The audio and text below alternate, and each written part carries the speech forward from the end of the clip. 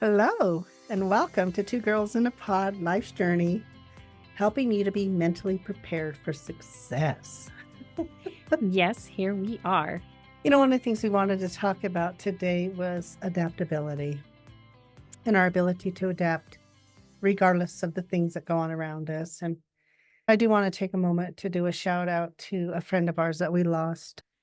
Early this morning. Yes, Evans really, truly loved and appreciated our time. We talk about connection and stuff, and we didn't get to spend as much time as we wanted with her. But oh my goodness, when we did spend time with her, it was really great. And you will be missed. Yes. So, talk about adaptability. Yeah. So, we found this out as we were driving over to record today. But also remembering that we adapt to the things around us. Yep. There are all kinds of things that come up unexpectedly. Little kerfluffles. I love that word. I first heard it from Oprah Winfrey. And she's right. Those kerfluffles really throw you off sometimes. And they do. Even today, as we were driving, we thought, well, we still have to do this. It was kind of, synchronicity. We love synchronicity. We like that word too, Yes. as serendipity. Mhm. We like those words. Anyway, I can digress very quickly because we talked about what did we want this podcast to be about, and it was adaptability. Yes. How do we adapt to the things that are kind of thrown at us? Or as you say, the kerfluffles. The kerfluffles. So we had a little kerfluffle this morning, but we are here. We're talking about adaptability because adaptability and our ability to adapt is so crucial to our success, and whatever that success is. It's not sitting there saying it's one person's success. And we talk about each person's success as a unique journey unto them. Yes. I know that we've had a few kerfluffles prior to really working on ourselves to the capacity that we have. We would let those really get in the way. And, but it's only now, we have that hindsight, that 2020 now, we can sit there and say, oh, this is where we didn't have that adaptability. Had we adapted to a situation quickly, or even understanding that those are moments, but we'll let that moment kind of derail us. In a big way sometimes, yeah. And when that expression, if you're given lemonade, you make lemonade, that's adaptability. That is really a perfect way of saying about adaptability. How do I adapt? How do I make whatever's happening? How do I turn it around and make it a positive for me? I think that's where that comes in. We talk about there's no such thing as failure. And really, I had heard just recently in a podcast or something that I was listening to, and the gal made that comment. She says, you have to look at those as wins.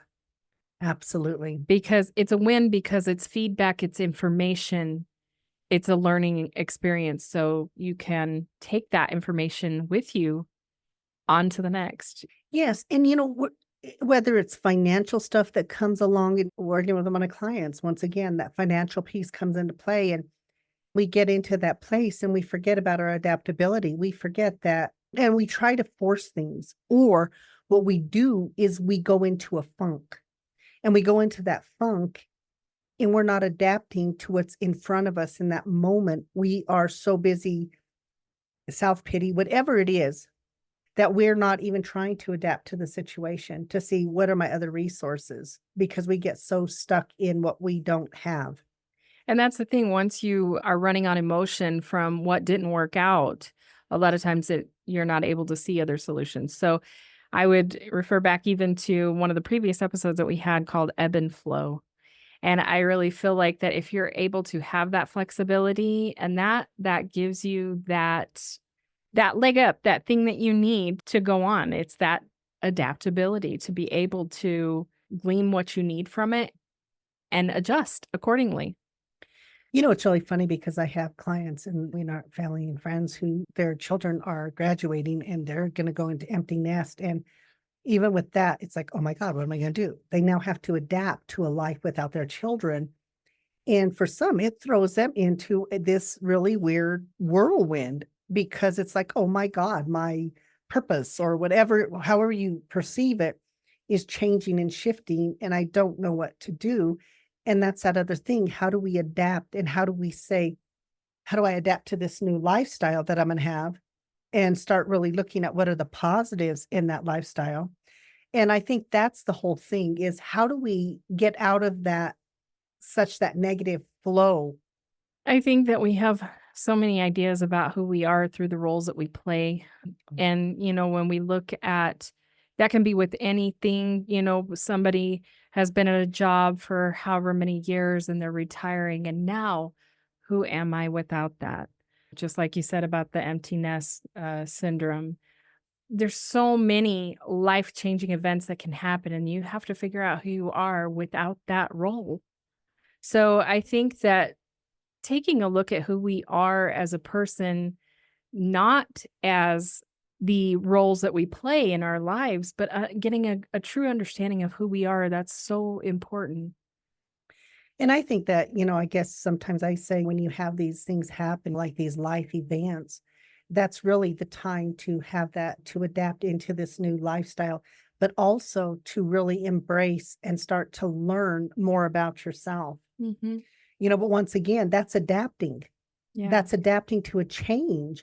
And I think so much of the time we are so afraid of that. So change keeps us stuck and it doesn't allow us to adapt. You know what I mean? Our fear of it, I believe. When you look at little kids, kids really, it's an adaptability, but it's also resiliency. Hmm. And adaptability, I think, can be used interchangeably sometimes with resiliency. You're resilient. You will find a way. You will find a path. When there is no path, you will create a path. Hmm. That's that adaptability and resiliency. And those two things go hand in hand Hmm. because the more resilient I am, the more adaptable I am. The more I am willing to adapt to new things. And the more the resistive that you are, the more difficult that it makes it. I mean, because Absolutely. life is just, it's in motion. And so there's constant things happening. So, I mean, looking at it like that, like I say, the more you resist it, the harder it makes it on yourself. And we've talked earlier in episode, neither one of us was employed and we didn't have money. We just had all of this time and we didn't know what to do with that. We took that 1 or 2 weeks of self pity or whatever you want to call it. And it was like, what are we doing? What are we going to make of this? So we really started looking at our health.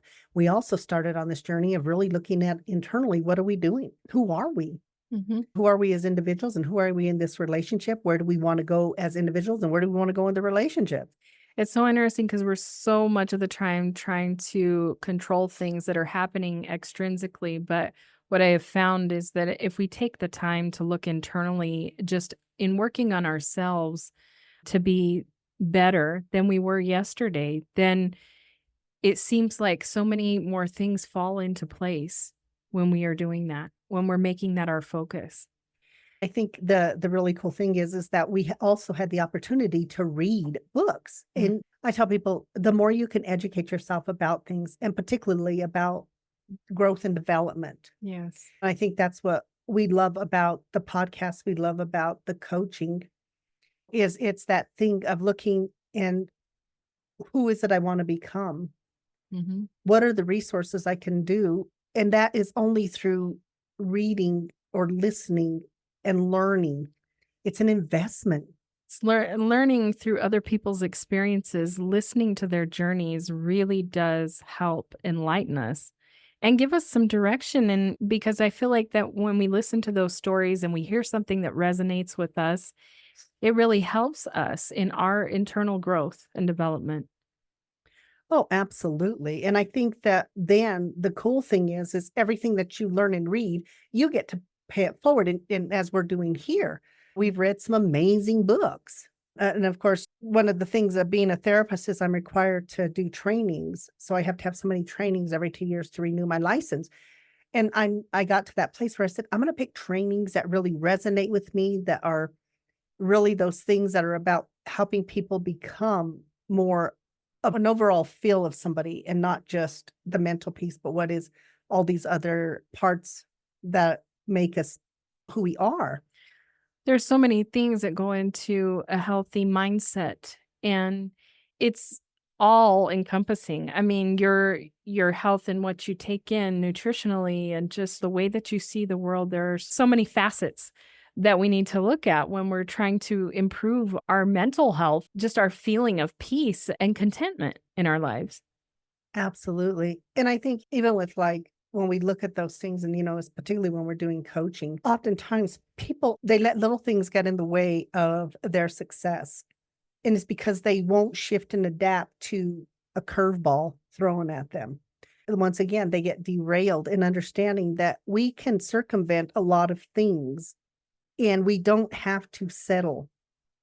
But I think what people do is they start to settle. And when they start to settle, then they become complacent. So you have all these things. And when all these things are put into place, it creates that complacency. And then complacency becomes the norm.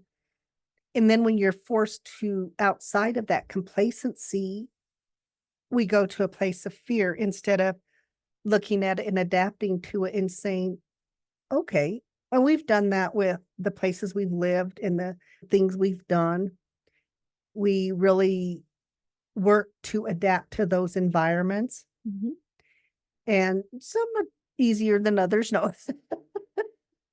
We had an experience this past weekend because we were going to see a friend that we hadn't seen in like 8, 9 years, and she lives out in the wilderness. We get there and the little trailer we're staying in has no utilities, no water, no nothing.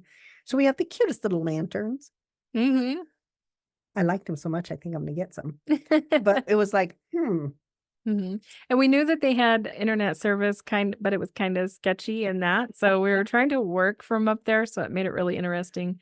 Sharon spent the day out in the wind trying to catch signal. but guess what? I adapted and everybody was seeing that day. I gotta do my work. And at first it was a little frustrating for me. And then I'm there like, wait, what am I doing? I I can figure this out. And I did. And my clients were amazing and awesome about it. And we got the job done. That's that adaptability. Mhm. That's that resiliency.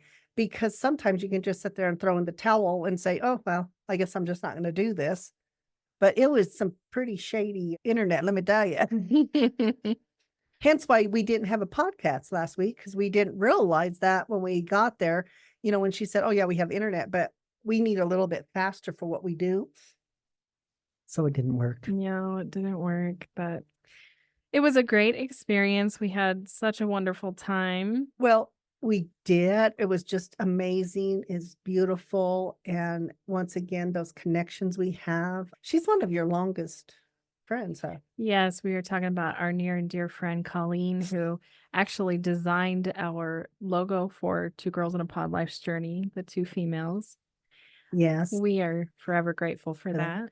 And we had an opportunity to drive to Montrose, which now takes 900 hours with the bridge out. Just for people who were from Colorado, they're like, oh, yeah, I know that if you're traveling. But we got to spend the night with her and her partner. And it was really just a great time. It was so good to see her. And that's Tammy, the one who we've had on that does the CBD products. Yeah. So it was an amazing time. And I think the thing is that when you look at what was more important, having electricity or having the moments with our friends, and I will always take the moments with our friends. Yes. Stargazing under a dark sky. We had a great time. Our dog did amazing. But when you're in those little trailers, they did have a rainstorm with some thunder and lightning. Yeah, because of how it sounds like you're in a popcorn maker. Yeah. So she wasn't digging that too much, but rest of the time she did great. Yeah, so we adapted, we put her up with us, and it was all good. And that's what we're talking about. How do you do those things, and how do you look for that silver lining? Because we're gonna have adversity. And I tell my clients all the time, we are gonna have adversity. It's called life. Mhm. But either you learn to adapt to what's going on and tap into your resiliency, or it's going to overwhelm you and it's gonna bring you down. Crush you and leave you stagnant. Exactly. And so it's really important to kind of start looking at oneself and saying, what is my ability to adapt? What does that mean? And I think the biggest thing when we're talking about adaptability is being able to step outside. So when you're having a situation that's happening and you're starting to have that emotional response, it's like stopping, stepping away from the emotion, like almost looking at it out externally. Mhm. Okay. And when you're able to do that, then we're able to get more control of it. Yeah. And then we're also able to look at it from a different perspective. Mhm. And we have to ask ourselves some questions within that. Is this something that I can control? Is it something that I can fix? And if it's not, let go so that you can see those other solutions. Or is this something that maybe I can't do it the way I envision, but is there another alternative? Mhm. Sometimes we get very stuck on what we see, our plan, and then when our plan goes awry with it, well, I guess that's that. Instead of realizing that all most plans have multiple avenues that you can take to get to the end goal, but we will fixate on whatever it is that we've invested in our time, whatever it is. We will want to stay true to that. And then what happens is we don't adapt to whatever's coming our way. Yeah, sometimes we have to learn to let go of what we thought something would look like. Exactly. And I think that's hard for people. It really Mhm. is because we get very attached to things. Yeah. And when we get attached to it is we're not in a place of being able to adapt Mm. because we're more attached to the attachment than to finding an outcome. Which can be very on a subconscious level. Oh, absolutely. Totally subconscious. We get stuck in the subconscious. We normally don't get stuck in the conscious level because the conscious level is more fluid and you're able to move in it a little bit differently. But when it comes from the subconscious, you don't know where it's coming from. You don't even know why you're doing it sometimes. You know what I mean? Yeah, you just know it's causing unrest. Yes, it's kind of a little bit of angst in you. Mhm. And so, once again, stepping back and reevaluating and also asking yourself, okay, how important is this on a scale of 1 to 10? How Mhm. important is it for me to be so dysregulated? Yeah. And usually the answer is it's not. No, it's not worth your blood pressure raising. No, because then you got to bring that down Yeah. and it doesn't feel good, all those things. Yeah. But that's why adaptability is so important. Mhm. And once again, in order to adapt to something, you've got to step away from it. Yes. It's a Gestalt theory. And what he talked about is when you get stuck in something, and I do this with kids and when they're stuck on a problem and we're working on it, even in my office when I worked with kids. If they were really stuck, I would just have them get up and go sit and take their stuff and sit in another chair. And it was like, oh, okay, that's the answer. And so I taught it. And one of the things is teaching them to adapt to when we have those situations. What is it? What is something simple that I am able to do to change the outcome? Mm. And for them, and I tell people, changing your perspective. If you're sitting there and you're stuck on something, move. Actually get up and move, come back to it. Yeah. Oftentimes the brain will see it. We play a word game, and sometimes I'll get stuck on a word and I'll say, "Ah, Christy, come here, help me find this word." But as soon as I put the phone to her and I'm looking at it from the side, I'll be there, oh, there it is. Yeah. Because when it's in front of me, now I've learned to do that. And if I can't get it after moving it to the side, then I'll say, "Oh, can you see this?" And she'll see it immediately. Mhm. And once again, it's focus, whatever.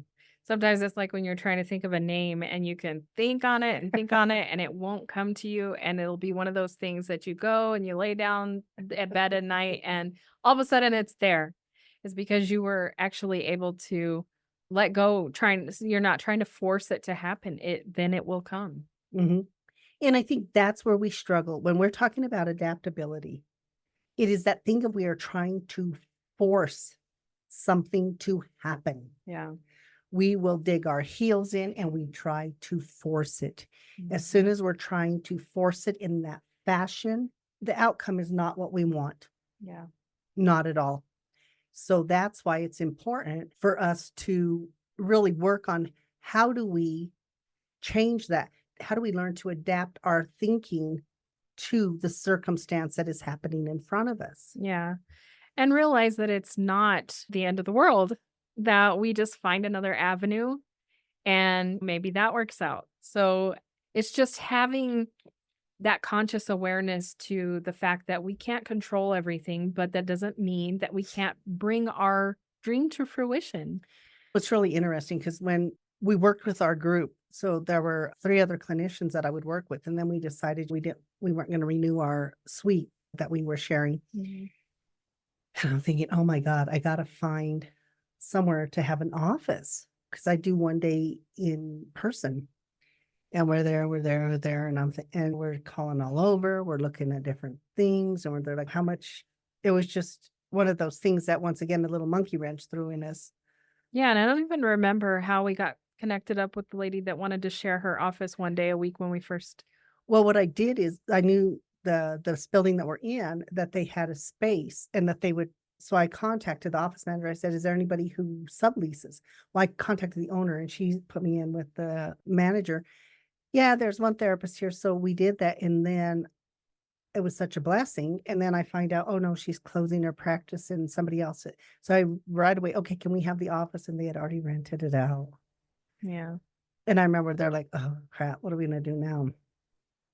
So I asked the manager, I said, "Is there anybody in the office that will just sublet to me for 1 day?" And none of them would, partly because of the stuff that they do. And I'm just there like, okay. And I'm thinking, wow, now we gotta go. And once again, it was like we just kind of took that breath and said, okay, well, let's see what's gonna happen. And we stopped trying to force anything and said, we'll adapt to this. If I have to just go to not having that 1 day for a minute until we can, we'll just change the schedule to where we have to. And we did look around during that time, and everything that we were finding just was not sitting well. We just knew that it just didn't seem like it was the answer. No, because it wouldn't accommodate my clients. So, I mean, it was just all these little things. Mhm. So the manager of this building contacted and said, the owner really likes you guys as renters. We have this space. It's not a very attractive space in the basement. Or downstairs? Do you want to see it? And we did. And yeah, it was not an attractive space. It needed to be converted. It was just an old computer lab and yeah. And we were there like, oh God, yes. And she says, we'll remodel it for you and everything. And she did. And And now we have our space. now, not only do we have it all of the time, so now I have my 1 day here, but it became our studio. Along this thing, we had to continue to adapt to each thing that came and understand that we had some power and control in it. And what was perfect, I feel like, is that the space worked out to be a part of our new endeavor. So it's not just an office space for you where you can see patients in that. It's also set up to where that we can do this podcast here and that. So And we do our it worked coaching here as well. exactly. So it worked out perfectly. Sometimes things come out better than you even expect that they would. And had we gone into panic mode and taken one of those other spaces, we would not have been happy. Mhm. And then once again, we just adapted to each thing. And I said we can modify schedule. We can do what we have to do until we something shows up and we stop trying to and we didn't force it. Mhm. It's just like when COVID first started, when, we were in the office, you were seeing people in office every day. It wasn't any online stuff. So going to telehealth, that was a whole transition. I mean, we had to figure that out. It was really hard for a lot of therapists to adapt to this new way of doing it. And they would ask me, well, isn't this hard? The only thing that saved me was I had already had a few clients I was seeing online because of they had some special circumstances and stuff.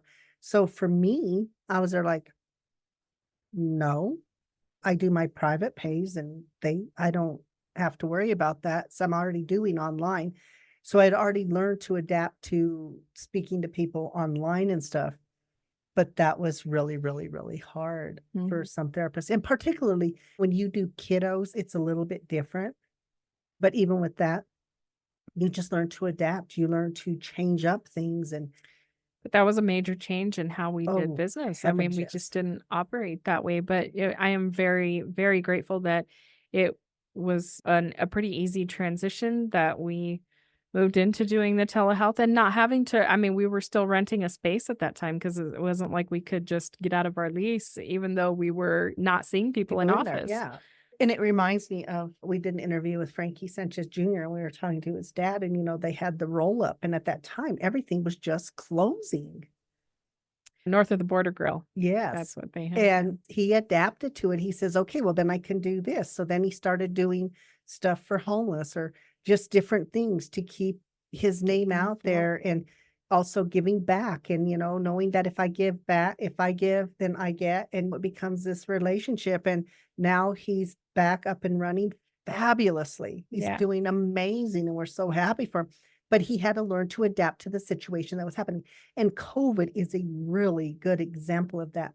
People had to learn to adapt. Yeah. Some did really well, and we had a lot who That did didn't. not. Yeah. They struggled with it. I have some clients still who struggled with it, and so we're trying to help them understand, you didn't adapt to the new environment, and now it kinda gets harder as things stay in place for a while. Mhm. But that was an amazing time for everybody, and that we had to learn to be adaptable. Yeah. We had those companies that went to working remotely and found that they could be successful. Mhm. We found out a lot of things during COVID. Really? That you really better like your spouse because you're with them quite a bit, and your children. Mhm. That's true. There was nowhere to go. Well, That's another area right there. How many kids were probably attending public school and had to go online? That was a whole different transition and had to and be adaptable for that.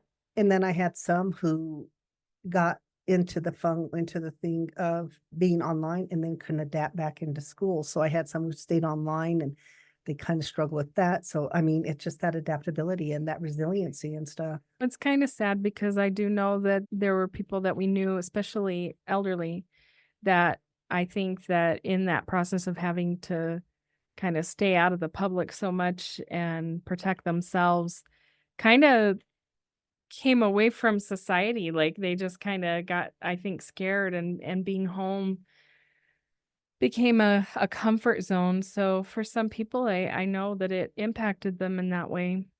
Yeah, and fear is such a big thing that gets in our way of being able to Mhm. adapt to circumstances that happen.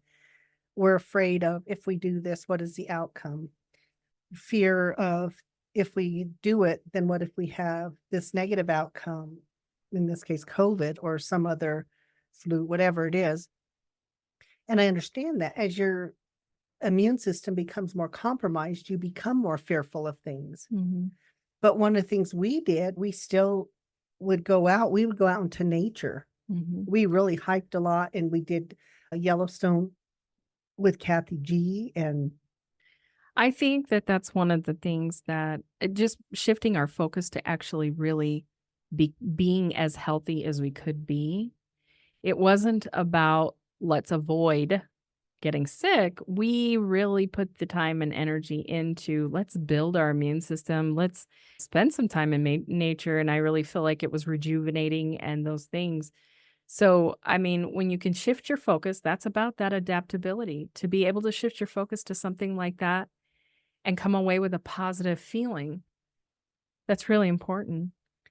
I think that COVID taught us that, most definitely, was to adapt to that, not only on the business in the business arena, but even in our personal life. It was like, "Oh my god, we can't go out, so what are we gonna do?" You started getting up super early and Mhm. working out and doing, and I would get up shortly after. Oh, we set up our little workout room and just I would watch videos and things on most effective moves to do, and so I just really poured my energy into that. And like I said, and then we said, "Okay, well, we live in Colorado, we've got all these beautiful trails, we're gonna do that too." Yeah. And that's what we did. We started getting out, and, we could get into plate. So we learned to adapt. We adapted to still doing things without being around a lot of people. Yeah. And we would just wear our mask out in nature too. And if we came across a lot of people, everyone would just put their mask on, and we'd wave and go on our way. So Mhm. everybody was really courteous of that. And I think that for me, it really taught me things as well. And every time we adapt to something, we learn from it. Mhm. We learn that we have more capability than we think.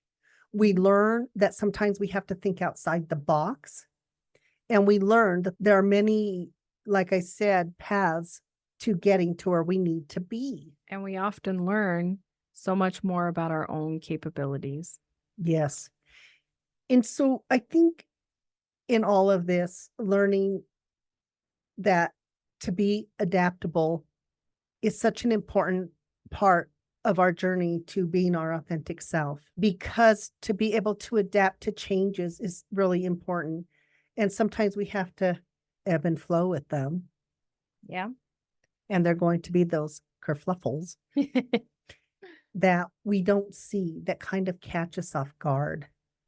But if we start to condition ourselves to understand that whatever is thrown at us, there are endless possibilities sometimes. Yes, that we can endure. I always think it's interesting. I was telling my client when I was working with the client, and I was actually working with the little kid, but I worked with the parent too. And she would give her choices in the morning about wear this or wear that. And I just kind of chuckled, and she goes, "Why?" I said, "Well, let's see how that goes." So one day she came in, and the little girl and her had a little tiff, and I said, "Well, what's the matter, both of you?" And the mom goes, "Well, I gave her choices." And I says, "But she didn't like them, did she?" And she said, "No." So she wanted to wear some outfit that didn't even match. And I'm there like, "What difference did it make?" And she goes, "In the end, it didn't. She adapted to it because she said I was going to say it was going to be a fight. I was going to be late. She was going to be late. And finally she just said, "Okay, fine, wear it." And she wore it, and the kid was happy. And that's all that mattered. But even with the mom, I had to tell her, when you give people choices, you have to understand we don't just have two choices in life, pink or blue or green or black or whatever. Mhm. There are multiple choices. And with her, the choices the mom chose for her was not what she wanted. So mom learned to adapt and realize it wasn't that big of a deal. She walked away from the fight with her and realized, you know what? She's making choices that's helping her. She switched the thinking, oh, this is her learning her independence, and she's going to learn that her voice is important, and all of those things that were really a learning moment for her. Mhm. Pick your battles, man. Some kids, when they get new boots, they're gonna wear them with everything, and it don't matter what it is. So, but I think a lot of times parents think of it as a reflection on them. Oh, my kid looks all mismatched and weird. Oh my goodness. Uh, So we were in our cellar. So it's a potato cellar. So it's very big, and it has a whole bunch of big open areas. We would store stuff there. And my dad's in there one day, and he finds these little red boots, and my niece is with him. And he goes, "Do you want them?" She goes, "Yeah." Grandpa gave them to her. They were red boots. They were a little beat up and worn, well worn, you could tell. She loved those flipping boots. And so my sister had to get used to her wearing them with her beautiful dresses no matter what. and everything. But she loved those boots. But it was the relationship she had with grandpa that made it even more special.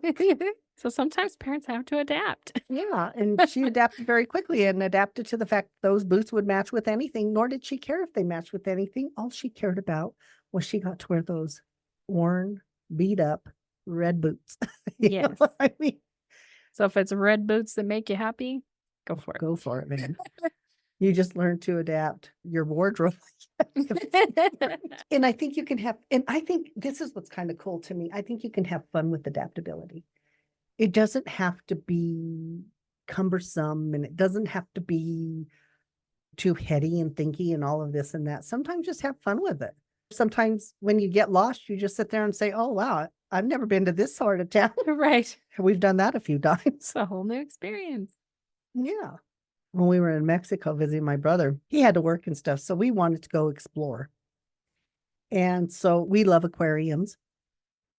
So said they had an aquarium. Okay. We adapted.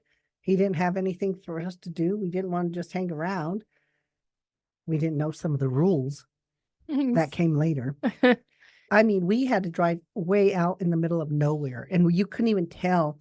It's like, okay, where's this aquarium? And the only way we found out we knew it was the aquarium because there was the skeleton of a whale. Yeah. Big old skeleton. So we said, oh, this has to be the aquarium. But it wasn't like there was a big sign that said, oh, welcome to the aquarium. No. Oh my God, it was ghetto, but it was so fun.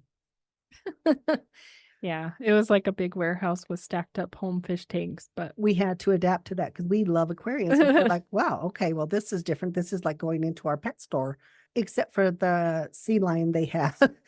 yeah, in one end of the room they had a caged off little pool thing and it had a sea lion in it. And part of the cage was open so he could stick his head out. And when you turn around and there's a sea lion's head right next to yours.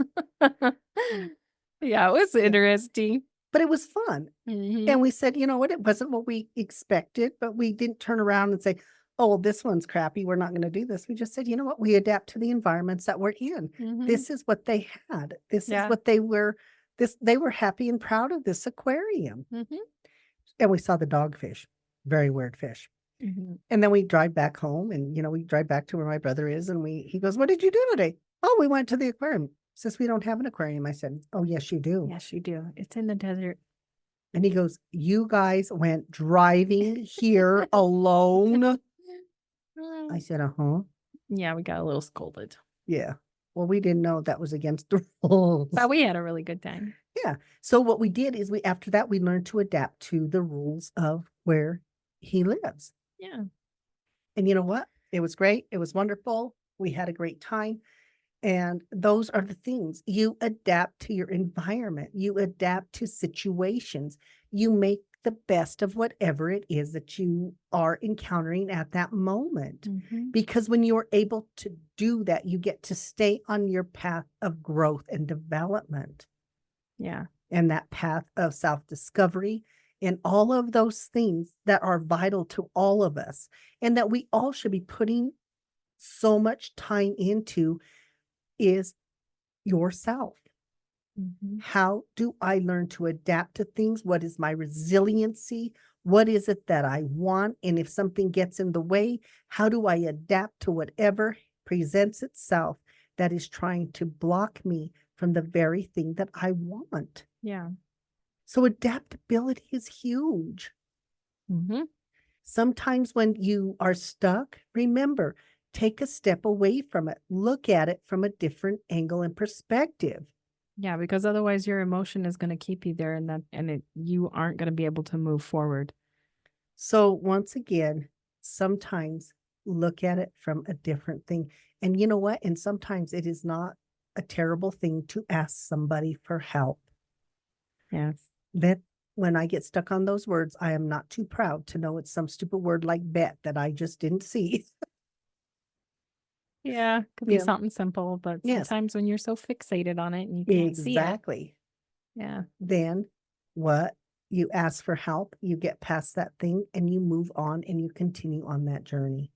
So stepping away, getting new perspective, and asking for help, learning, reading books, listening to podcasts, whatever social platform you're on, you go to and listen and learn from, do that. And also through communication with others, listen to others, Mhm. learn from their stories. Yeah. Those things are really important, but they help us to learn to be more adaptable to things that are happening. Mhm. Help us navigate our lives more freely. Absolutely. As always, we are so grateful for everybody who joins and supports us. We are grateful for everybody who has supported us with our coloring books, Grateful Beginnings. We ask that you continue to support us. We continue to put on more. I think we're up to 6 now. I believe there's 6 coloring books on there now. As you mentioned, you can find them on Amazon. You can type in Grateful Beginnings, authors Sharon Abeda and Christy Banta. But we're so happy because now you can actually type in Grateful Beginnings and it pulls them up. We've Yes. moved up, people. Yeah. But yeah, and for anybody who has bought a coloring book, we ask that you rate it, write comments. Those things are really important, as you know. It's such a different ballgame. We've had to learn to adapt to how social media and stuff works because this is a new arena for us. I mean, it's not as new as it used to be, but being on Amazon, promoting, doing all those things, we had to learn to adapt and to change up some of the things about us and what we do and putting ourselves out there. So it's been a journey, but we appreciate all the support. And as always, you can find us. You can find us on social media, Facebook, Instagram, Two Girls in a Pod Life's Journey. And we also have a website, twogirlsinapod.com. We would love for you to subscribe. If you've heard something that you like on this podcast or any other episode, please leave us a message. We love to interact. If you want to suggest it to any of your friends, We'd love it. we appreciate it. And also, we have Adventures of Two Girls In a Pod Life's Life Journey. which is our YouTube channel. And like we said, we appreciate all the support, and we're working to really, once again, keep the podcast about helping people to be mentally prepared for the success and remembering everybody's idea of success is unique to them. And that's what's important. Find your uniqueness. Yes. And if you would like to see a little preview of the Grateful Beginnings coloring books, you can see the short that we have on Adventures of Two Girls in a Pod Life's Journey on YouTube. Not all of the coloring books are on there, but we do have a little preview of a few that we had up at the time. Yes. So once again, thank you so much. And we will be back next week. Everybody have a wonderful, great week. And we look forward to being back. Bye. Bye.